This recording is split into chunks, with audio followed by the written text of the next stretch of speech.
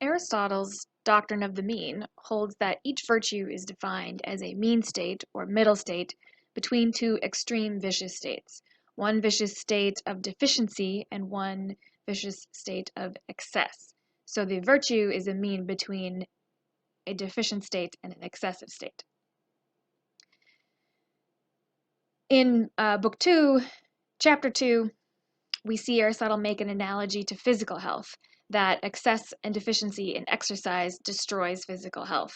And the idea here is fairly straightforward. If you exercise too little, that negatively affects your physical health, but also if you exercise too much, right? And we know this to be the case. You can overextend your muscles and your joints. You can cause yourself injury from picking up objects that are too heavy, running too far, running on already a kind of inflamed joint or some other sort of physiological issue that can be exacerbated by too much or too little exercise, right?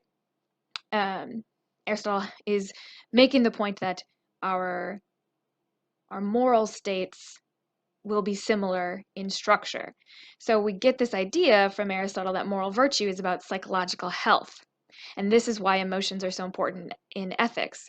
Emotions are a natural part of our human existence, but they do have the power to harm us if we aren't attending to them or if we let them control our mood and behavior. Aristotle's point is that we are going to develop habituated ways of feeling and acting no matter what. This is what it means to grow up and develop as a human person. We reach various ages where we can see by observing ourselves that we are acting and feeling in typical ways, right? Ways that are consistent with between each other. But so Aristotle's point is this is going to happen anyway. Why not work towards excellent habits that promote our well-being? Why not habituate ways of feeling and acting that are psychologically healthy, as well as, in his case, he's going to be saying morally excellent. And this is why, for Aristotle, moral virtue connects to happiness. I'm now going to read a rather long quote from chapter 2 of book 2, where Aristotle draws this explicit connection between the structure of moral virtue and the structure of health. Both excessive and defective exercise destroys the strength, and similarly, drink or food, which is above or below a certain amount, destroys health, while that which is proportionate both produces and increases and preserves it, the it being health. So too is it then the case of temperance and courage and the other virtues.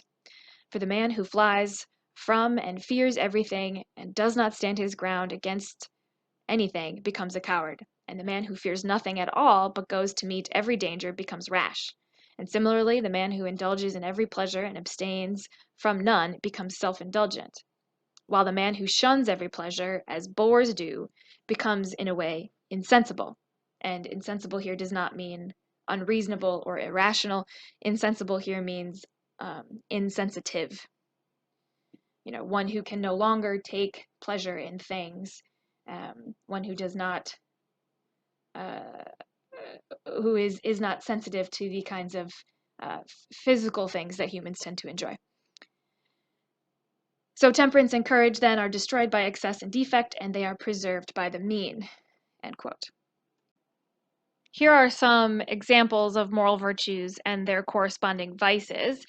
A note just on the words here. So because we're dealing with a translation from another language, as well as one that is quite old, so there have been many, many, many different versions, different English words selected to be the translation for whatever the Greek is. So these ones don't necessarily line up with what was in our translation because sometimes I prefer a different term. Additionally, some of the words in Greek don't really have a single word in English. But I wanted to supply this table because it sort of schematizes what the heck Aristotle is talking about, right? So you see on the far left, we have this column this column titled Action or Feeling. So this is the domain about which a particular virtue is supposed to align, right? So that first one right on the top, fear and confidence. In the domain of fear and confidence, the virtue the virtuous state you're trying to get to we call courage. And so what this is courage is naming a particular way of being, a sort of a psychological state associated with feelings of fear and confidence. And when you have sort of too much fear or not enough confidence, right, we slide towards this deficiency, this deficient state, which we call cowardice. When you have too much confidence and or not enough fear, you can slide towards this excessive state, which we call rashness or recklessness, something like that. I think that the virtues of courage and generosity really nicely demonstrate the doctrine of the mean. Third on this PowerPoint slide, you can see the mean of generosity. Or so under the first column on the left, action or feeling, you'll see getting and spending. So this is those are sort of the relevant actions that the ideal state regarding those kinds of actions is a state of generosity, which is a way of naming an appropriate relationship towards those actions. So if you, if you're kind of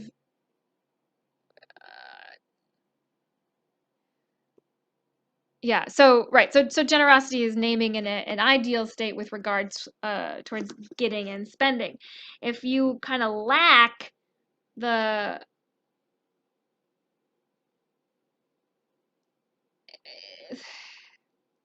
if you sort of have well, right, whatever. So the deficiency that's being named is stinginess.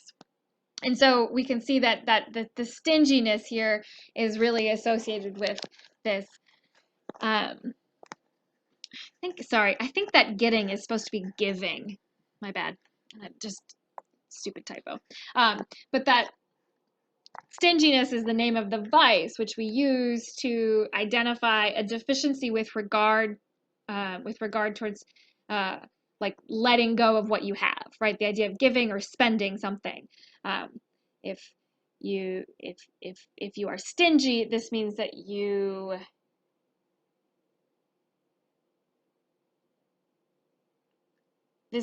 have kind of a you have like less of that inclination towards giving or spending of your stuff, right?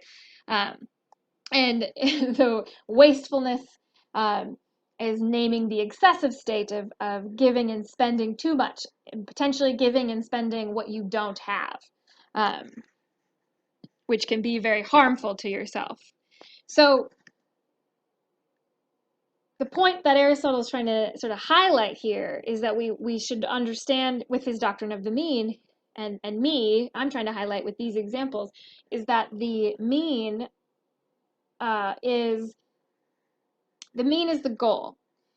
And this mean is just trying to identify that, like, look, it's never going to be the case that you're always going to want to sort of hoard your cash and your time and your resources and not provide for somebody else. But likewise, it's never going to be the case that you're going to want to always be giving away, always be, always be spending or giving what you, sort of everything that you have. But rather, generosity, which is an ideal state where you're, where you're attending to the context and attending to the actual needs of those around you, as well as your real resources, and then giving or spending what is appropriate given that context. So the stingy person is the person that never gives or spends, even when the context is very appropriate for giving or spending, right? And of course, there is no person who's where we should really define stingy as never gives or spends, but we can understand it as the person who refuses to give or spend when the context really calls for it. So it's, you can think about this as like you might have a friend that requires or a friend that's like short on rent, but you don't get paid until, 2 weeks later or something. You very well may have the desire to help your friend, but if you do not have the means, giving to your friend is not necessarily the morally excellent thing to do. And this is Aristotle's point, that ethics does not demand of you to give and give and give and give and give everything you have. That's not what the generous thing is to do, and that's not what ethics demands of us to do to be good people. But what is required is to pay close attention to what we can give and what is helpful and act according to that.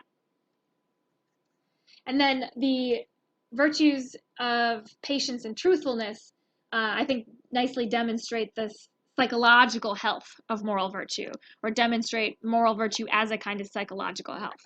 So what do I mean by that? Taking a look at truthfulness, for example, so that's under the column action and feeling, the 1, 2, 3, 4, 5, 6, the seventh one down, where it says self-expression, and then under the mean is truthfulness.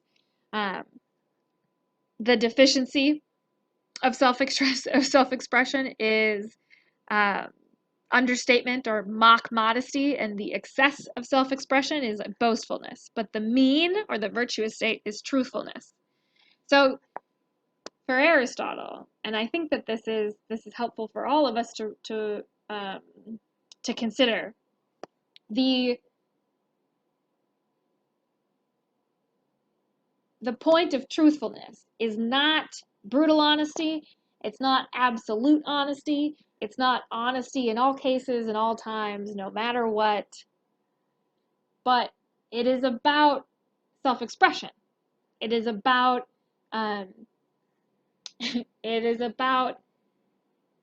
being truthful with regard to your evaluations of a context and what needs to be said.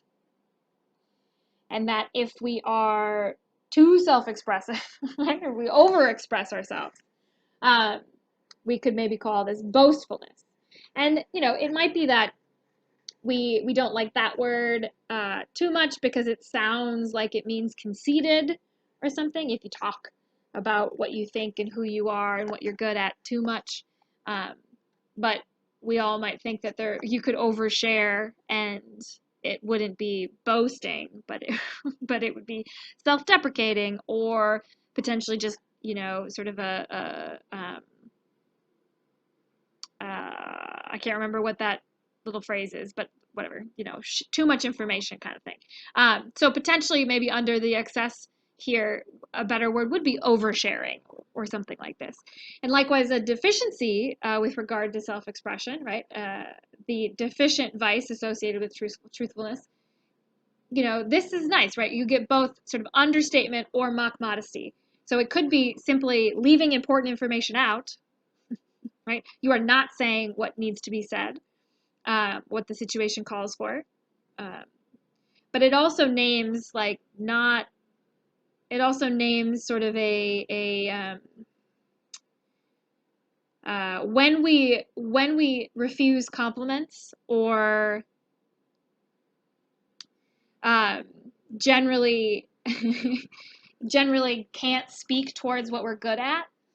Sometimes we just call it modesty, but I like this idea of mock modesty because it's trying to highlight the very important distinction between being modest when it is authentic and being modest when it is not authentic, because you're modest out of a kind of discomfort with regard to compliments, or a concern for what it looks like if you speak highly of yourself, right?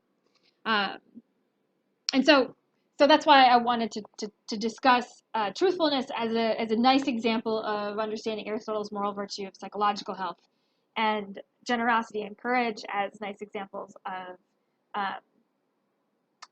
of really sort of illustrating the doctrine of the mean.